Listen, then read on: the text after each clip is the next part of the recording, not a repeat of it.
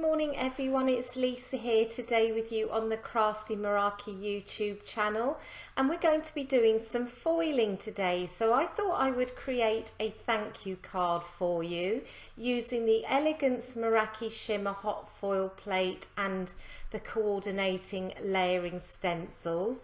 My sentiment will come from Handmade Love.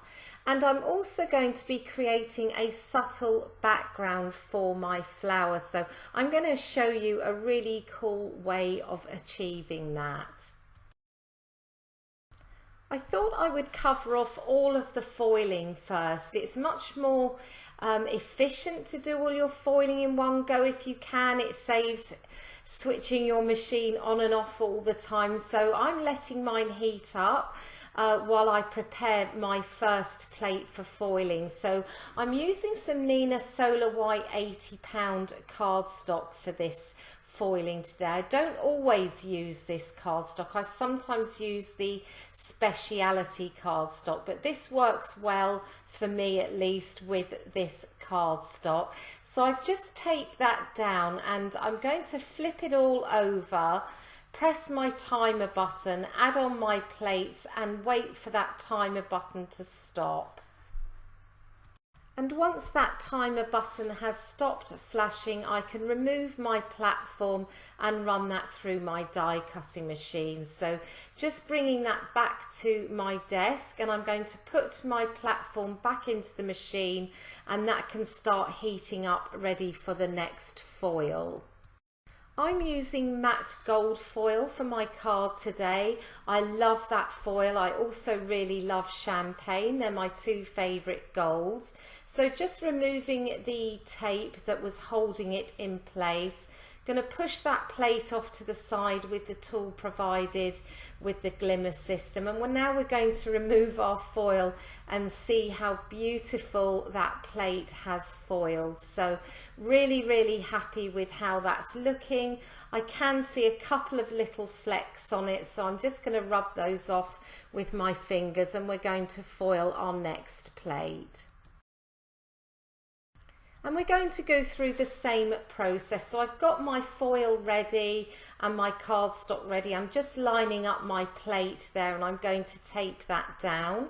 I prefer to tape my plates down as I'm showing you here in the video. When you remove your platform from the docking station, they do move around a little bit, and in this way I know that they're going to stay in one place. So just removing the tape, and we're going to peel back that foil and see how beautiful those sentiments look.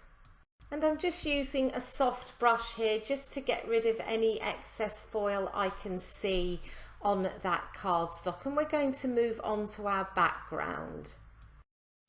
And I've changed foil here. This is the Opal foil, and this is what's going to give us that really subtle look to our background. So I'm just trimming that down to size.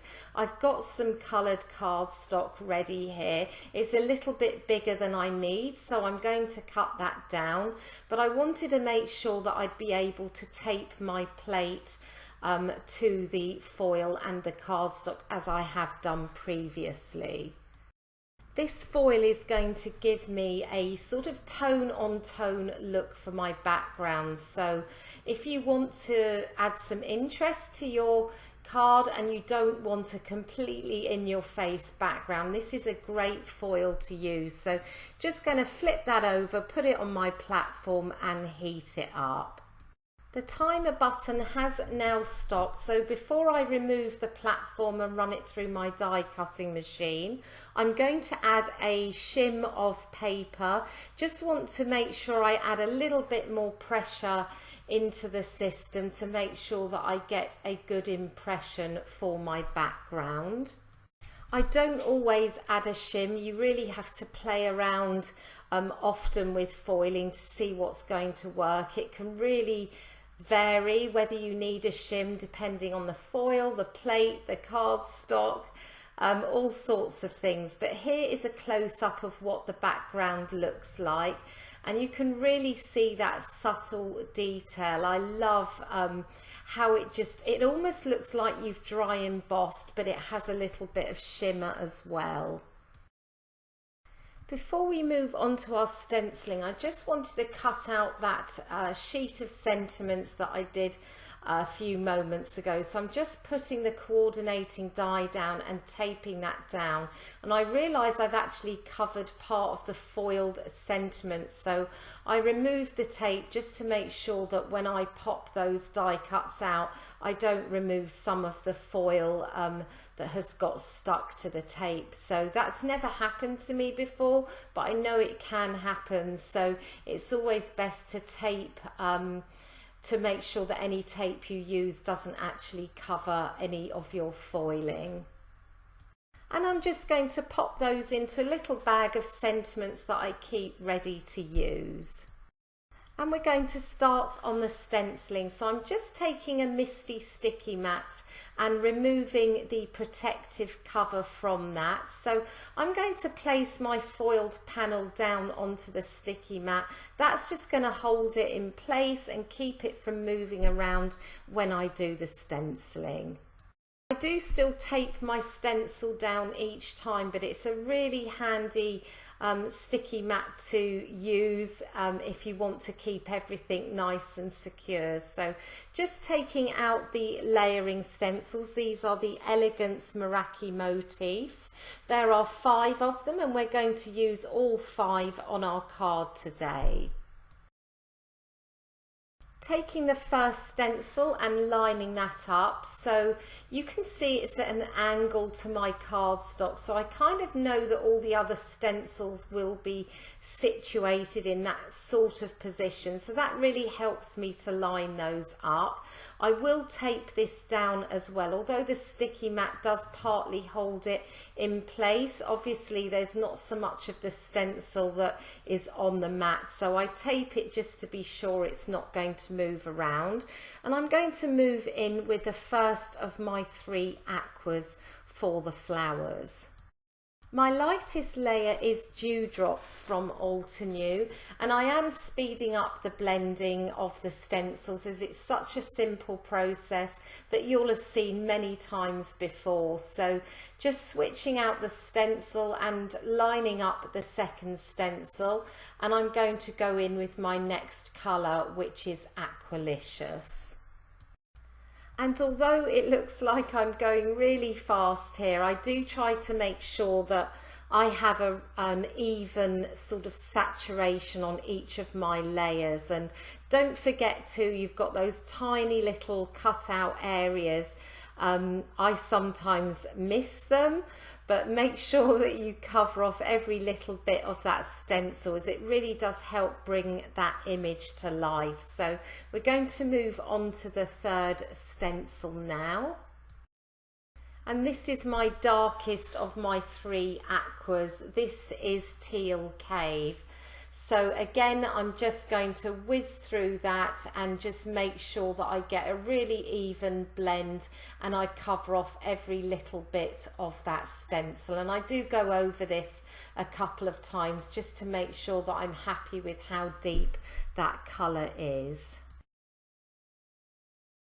Now we're moving on to our 4th stencil, and this is the first layer for the leaves. So I've switched to PinkFresh Studio inks here. This is the Over the Hills set of mini ink cubes, and my first layer is using Fresh Pear. So this is my lightest layer. The openings on the stencil here are really quite large, so it's really easy to apply that first layer, and just making sure I've got that nice and even. And I'm going to line up the 5th and final stencil here, taking care to make sure that I've got it exactly right before I tape it down. And I'm now going in with Grassy Knoll. This is my mid-tone, so my second of the greens. And I have got a 3rd green as well, which you can see I'm adding here just at the areas of the leaves where I want the shading to be the deepest. You don't have to do this, it's just my preference to add a little more depth to the flowers. And here's a look at the final stenciled panel. It's so pretty with that gorgeous gold foiling, and I fussy cut it out. There is a coordinating die available as well, but I have fussy cut it out, and I'm just going to work out now where I want that to sit on my background panel.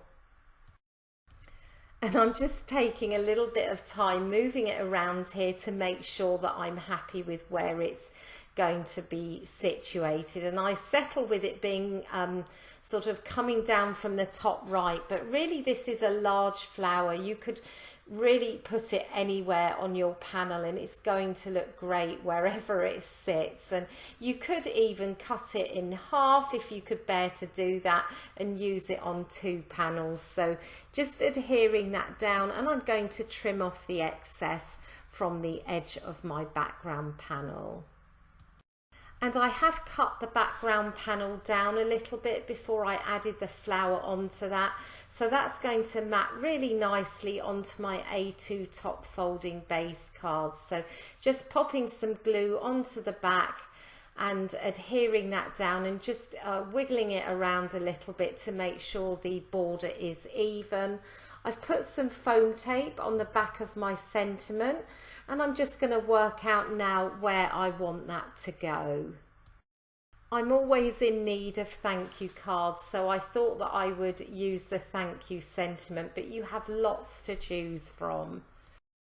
And of course I'm going to add a few extra bits of sparkle as if the foiling wasn't enough. So I've taken a selection of jewels from Enchanted Forest. This is my favourite set of bling, and I'm just going to stick those down. And that brings us to the end of the card for today. I hope that you've enjoyed seeing that come together. Maybe you're already a fan of foiling and you love it as much as I do. Maybe this will tempt you to invest in a foiling machine. I absolutely love mine. I didn't get it till last Christmas and I wish I'd got it sooner. So that is all from me for today. I'll be back again next week.